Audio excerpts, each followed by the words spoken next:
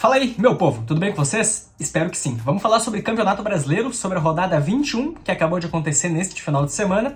Eu vou falar sobre alguns jogos específicos, e caso o jogo do seu time não esteja aqui, não tem problema, vai estar tudo separado pela minutagem aí embaixo do vídeo, então você pode assistir simplesmente a parte que tem no seu time ou não, tá certo?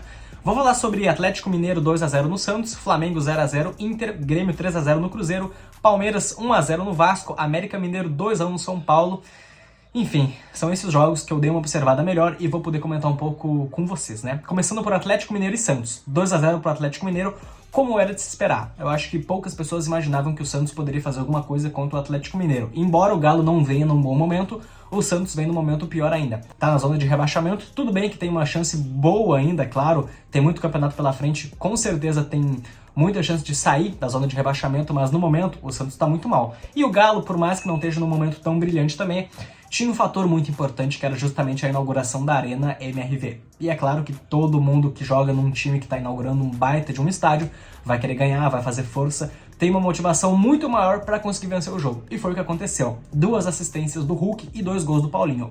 O primeiro foi um golaço, né? Vamos combinar que o primeiro gol foi um golaço, um passe de calcanhar que o Hulk dá, ajeita pro Paulinho, a bola bem devagarzinha para ele chegar já chutando lá no canto do João Paulo e 1-0 Atlético Mineiro naquela altura. No segundo tempo também um cruzamento do Hulk de uma falta distante da área e o Paulinho de cabeça 2-0. Para não dizer que o Santos não teve chance, teve sim.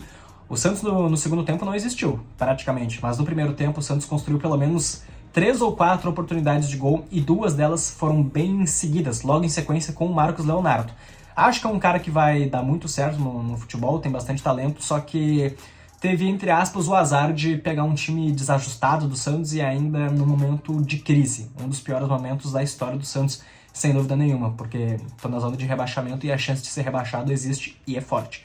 Falando agora sobre o Flamengo, 0-0 no Inter. Um jogo onde o Inter foi com o time reserva, tudo bem que foi colocando titulares ao longo da partida, mas foi basicamente com o time reserva, descaracterizado. O Flamengo sim com o time titular, colocando o Luiz Araújo, que era algo que muitos torcedores pediam, né, para a comissão técnica para experimentar ele de titular, e ele foi titular. Não acho que fez um mau jogo, mas também teve um lado bem comprometedor. Perdeu 2 chances que não poderiam ter sido perdidas, e, enfim, deixou de fazer gols e ajudou o Flamengo a conquistar uma vitória que era essencial nesse momento ainda turbulento que o Mengão vive. O fato que o Flamengo também teve chance com o Vitor Hugo, teve muita pressão, mas sem conseguir ser tão efetivo. O Inter, por exemplo, no segundo tempo cresceu de produção e teve oportunidades de, quem sabe, buscar algo a mais. Mas não foi possível, 0-0, um placar que deixa o Flamengo com a mesma pontuação do Grêmio, mas por critérios de desempate, o Grêmio está na frente. O Flamengo está em quarto lugar e o Grêmio ficou em terceiro. O Inter, deixa eu dar uma olhadinha aqui na tabela, o Inter que está na parte de baixo, né? Não tô sendo clubista falando isso, mas no momento atual estão com 25 pontos. Distância de 4 pontos pro Z4. Tem que abrir o olho mesmo assim. Não foi um resultado tão tranquilo. Vamos falar aqui agora de Palmeiras 1-0 no Vasco. Bom, esse jogo aí foi rodeado por uma polêmica, né? Porque foi uma pena, de fato, o gol do Paulinho ter sido anulado pelo golaço que foi, mas também, no início da jogada, teve um impedimento do Verratti, e aí a gente tem que discutir sobre a regra, né? Porque por mais que tenha uma sequência curta, acabou tendo uma sequência de fato antes de acontecer o chute ao gol, mas como ainda faz parte da mesma jogada, acabou sendo anulado. Uma pena, porque foi um golaço do Paulinho e vai saber o que o Vasco não poderia aprontar num jogo como esse. Tudo bem que era difícil, o Palmeiras em casa é muito forte, é muito difícil bater o Palmeiras no Allianz Parque, mas vá que o Vasco conseguisse buscar algo mais. O fato é que no segundo tempo, então, o Palmeiras matutando, criando oportunidades, conseguiu num golaço de falta do Rafael Veiga fazer o gol da vitória. E que golaço, né? Um gol que ele não bate do lado mais óbvio que alguém bate, que é o lado que o goleiro não está posicionado. Ele pegou e deu um chute muito forte no próprio lado do goleiro. A bola ainda triscou na trave e entrou. Baita golaço, e o Palmeiras, 40 pontos, segundo colocado, 11 de distância do Botafogo. É uma diferença ainda difícil de ser tirada, mas o Palmeiras, todo mundo sabe que tem plenas condições de conseguir reverter essa situação, caso o Botafogo tropece, evidentemente, né? Eu não vi o jogo do Botafogo, tava vendo outros jogos ali das 4 da tarde, então não vou falar sobre ele. Mas próximo vídeo que eu for fazer sobre alguma rodada, provavelmente vou ver sim o jogo do Botafogo, mas é que não tem como acompanhar tantos jogos ao mesmo tempo, né? Só se eu fosse fazer uma live muito extensa, recapitular melhores momentos, mas a intenção desse vídeo ainda é ser um vídeo curto. Vamos falar agora sobre América Mineiro e São Paulo. Gente, o São Paulo é descaracterizado porque tem a decisão pela Sul-Americana contra a LDU, que ele precisa reverter um placar que foi construído pela LDU lá no Equador, né?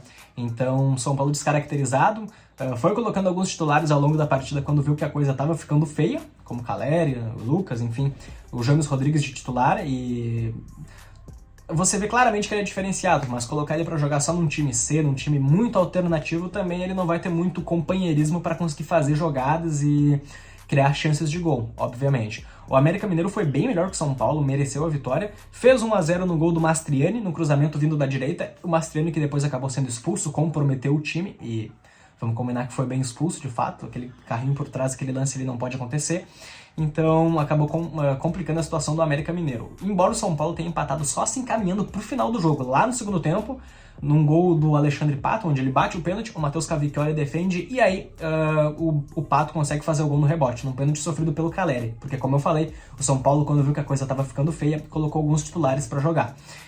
Gente, o São Paulo estava começando a valorizar esse pontinho fora de casa, porque pela situação do jogo, o São Paulo obviamente sabia que a chance de perder era grande, o América Mineiro vinha fazendo um bom jogo, embora esteja numa situação muito complicada na tabela. Só que aí, depois da expulsão do Arboleda, já também se encaminhando para o final do jogo, o América Mineiro começou a crescer e conseguiu fazer um gol, né? Depois de uma bela jogada do Daniel Borges e um gol do Rodrigo Varanda nos 44 minutos do segundo tempo.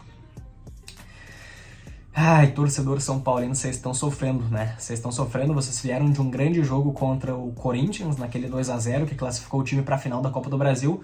Só que se a gente pegar o recorte recente de Campeonato Brasileiro, de Sul-Americana, no jogo contra a LDU, parece que as coisas não estão tão boas assim, né?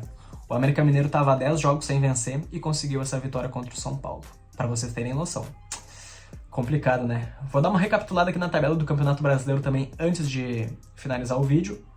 Como vocês estão vendo aí, né? Botafogo 51 pontos, dificilmente alguém vai buscar.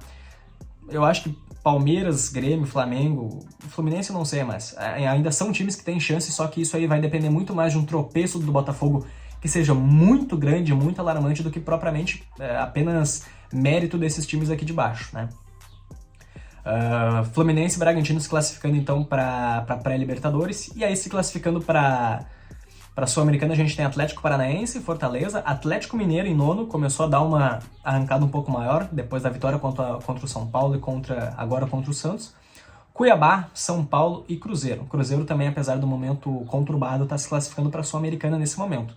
O que, convenhamos, não é nada muito ruim, porque o Cruzeiro não vem no bom momento. Eu falei que ia falar um pouco sobre Grêmio e Cruzeiro, mas eu fiz um vídeo já específico sobre isso, então se você quiser conferir também, tá nos cards aí em cima ou no link na descrição. Vídeo de ontem ainda, apenas sobre o jogo Grêmio e Cruzeiro, até porque o Grêmio é o meu time. E, enfim. Depois da zona de classificação da Sul-Americana, a gente tem Corinthians, Internacional, Goiás e Bahia. Esses não estão se classificando para nada e estão, na verdade, correndo o risco da zona do rebaixamento. Acho que não é segredo para ninguém, né? A distância ali de Corinthians e Inter, que estão com 25 pontos, é apenas de 4 pontos para o Santos, que é o primeiro time da zona de rebaixamento. Embora o Cruzeiro também esteja perto, né? O Cruzeiro, por critérios de desempate, está na frente de Corinthians e Inter, mas tem os mesmos 25 pontos. Depois a gente tem o Santos, o Vasco, o Curitiba e o América Mineiro aí já na zona de rebaixamento. Desses aqui, eu acho que quem tem chance de escapar é o Vasco e o Santos. O Curitiba até deu uma melhorada boa aí nos últimos jogos, mas em questão de resultados são coisas que não apareceram. O América Mineiro eu já acho praticamente impossível. 13 pontos em 21 jogos, embora eles só tenham 20 jogos, mas é pouquíssima coisa, então também não acho muito difícil eles também acho muito difícil eles reverterem a situação. Enfim, pessoal, espero que vocês tenham gostado do vídeo, recapitulando aí alguns jogos que eu pude assistir e comentar sobre nessa rodada 21 do Campeonato Brasileiro. Se gostou do vídeo, deixa o like, se inscreve no canal para ajudar a gente a fazer conteúdo sobre futebol aqui no YouTube. Tamo junto.